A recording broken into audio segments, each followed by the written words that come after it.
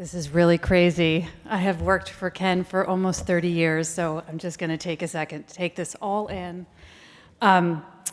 Good evening. Thank you, Jeff. Thank you to everyone at the National Constitution Center. This is a really wonderful occasion in a really special place, and it's an honor to be here.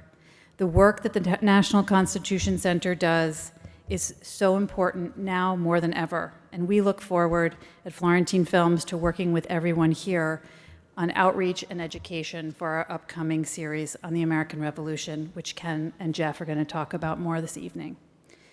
How fitting it is, though, to be here in Philadelphia, in this incredible room, in this magnificent and historic city, to celebrate Ken, an accomplished filmmaker, colleague and mentor, a terrific father, a wonderful boss, and probably my best friend. When Jeff asked me if I would speak, he said he wanted audience to get a sense of Ken the person and also talk a little bit about his work. It's fairly obvious, but Ken is really brilliant and very thoughtful.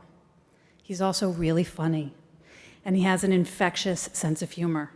His favorite jokes derive from puns and wordplay. He's a crossword puzzle fanatic and does it every day without fail after the Tolstoy trio, correct? Yes, okay, that's the order. He's a really good dancer, and he loves the Beatles. His first job was in a record store, and he has an incredibly encyclopedic knowledge of all kinds of music. He's detail-oriented and exacting. He has a really unique ability to get down in the weeds with us and then lift up and find the larger meaning in almost anything. He listens. He's open to new ideas, and he loves to find new ways of seeing. He studies philosophy and loves poetry. He hates lying.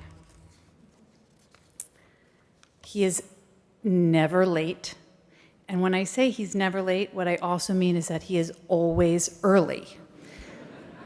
We sometimes have to fib on our call sheets to say something will start much later than it will because we know he's going to be waiting for us, even if it's pitch dark in the middle of the night and we have a dawn shoot, or we're all going to sleep in the airport for a morning flight. He's obsessive about directions and could work for Rand McNally. If you go somewhere with him once, he can get there again. If you go in a hot air balloon and fall down on the ground, he will get up and find true north. He loves to walk. And I don't mean get in your 10,000 steps a day. He usually does that before lunch.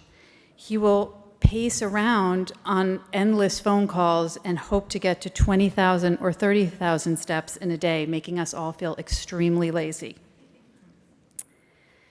Maybe most important in his life is that he is a remarkable father to 4 extraordinary daughters, 2 of whom are here tonight, Sarah and Lily. He's fiercely protective of them. He's a wonderful all-around dad, but he's also a champion of each of them in the unique ways that they are unique. And these women have become among the most important people in my life. So I just want to thank you for that.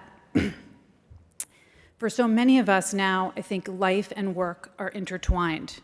And it's not that we don't have time off, though we don't, but we are always looking and listening, reading and talking, thinking of new ways to tell our history, new ways to tell stories. We share notes about the news and current events, art, books, film, music, family, life.